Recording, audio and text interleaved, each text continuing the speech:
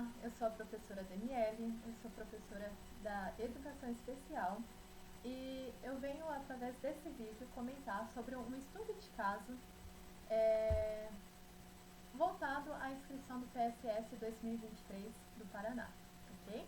Bom, esse estudo de caso, ele vai falar sobre uma criança, né? Ele vai simular a situação de uma criança, no qual nasceu em 2009 e essa criança está matriculada no 6º ano, né? Para começar, já vemos que essa criança tem 13 anos e, por estar na série no 6º ano, já tem alguma coisa de errado aí, né?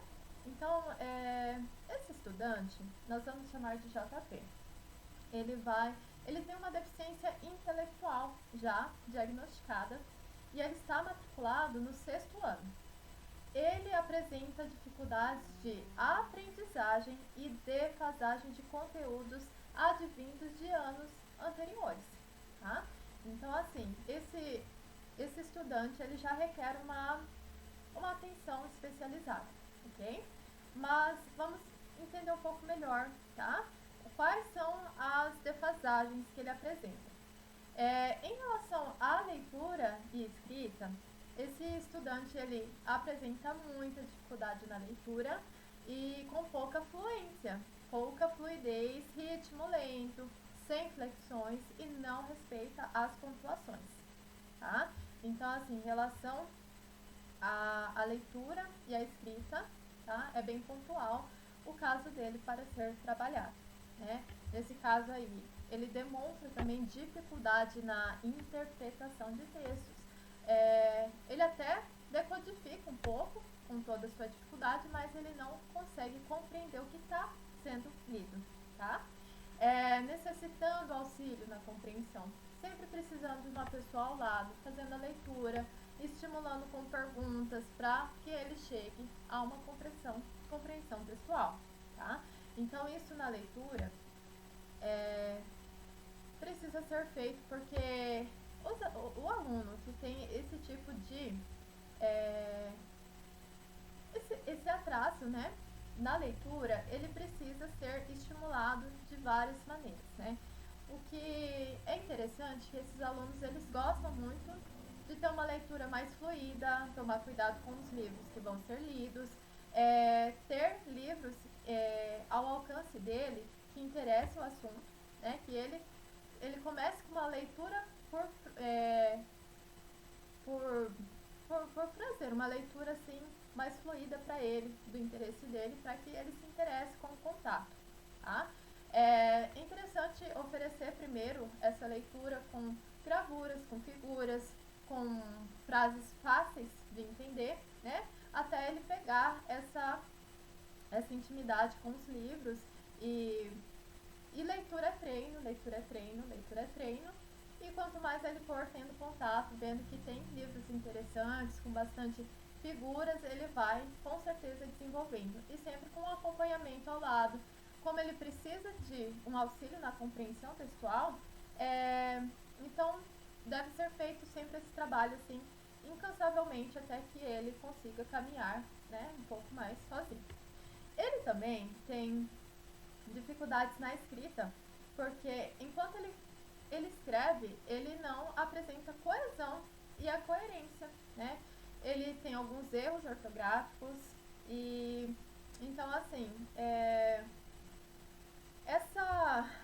essa questão da coesão e da coerência, a leitura já faz um trabalho para ele compreender onde deve começar o texto, a pontuação, por que tem que começar a frase assim, terminar de tal forma, fechar uma ideia, para ter a coesão e coerência, tá?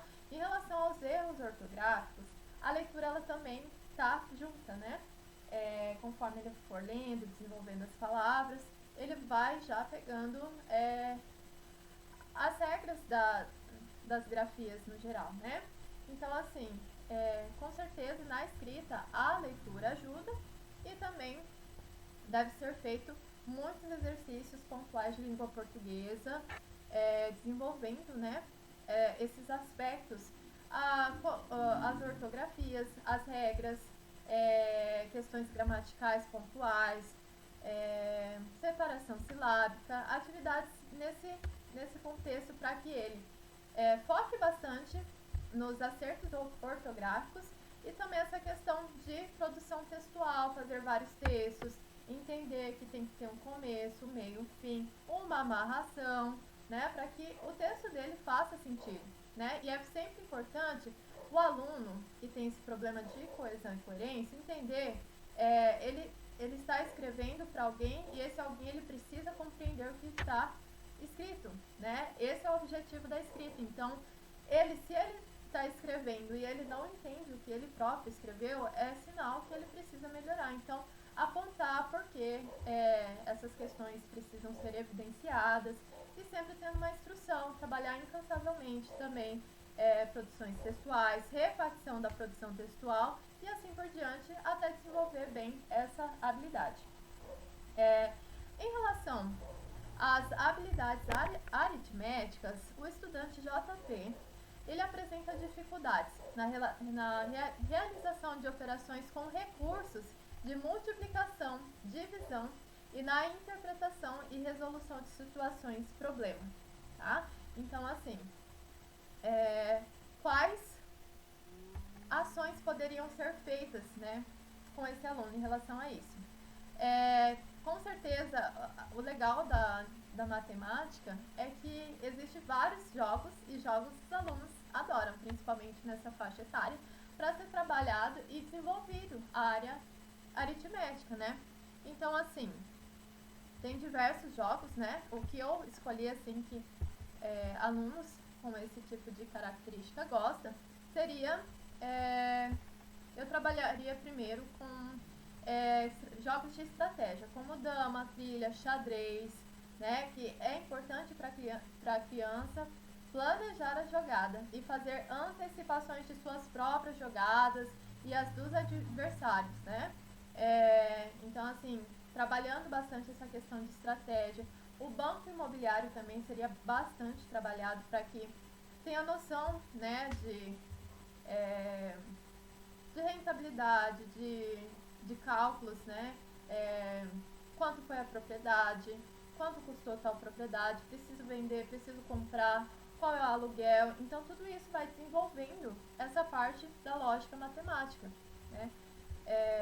Entre outros jogos, mas tem também aqui que os professores eles chegaram com esse estudante para mim, né, no estudo de caso, simulando, que o aluno ele fala muito e ele mostra-se agitado, porém com pouca socialização na escola. Ele participa das aulas parcialmente, não conclui as atividades e se movimenta muito pela sala, distraindo-se com estímulos alheios à tarefa. Ele não consegue organizar os cadernos e manter os conteúdos conforme necessário. E ele demora muito para escrever, com dificuldades em organizar as ideias. Realiza poucos registros e parece não entender o que é pedido nas atividades e avaliações. Então, assim, esse aluno, por ser muito agitado, ele fala muito. Então, assim, ele tem uma certa ansiedade, ele tem pouca socialização na escola. Então, os colegas não conseguem acompanhar esse ritmo dele, né? Então, assim, seria interessante trabalhar um jogo de mímica, imagem e ação, né? Para que eu consiga ver os sentimentos e situações de forma não verbal, porque talvez ele não consiga expressar o que ele está sentindo e isso acaba gerando uma ansiedade.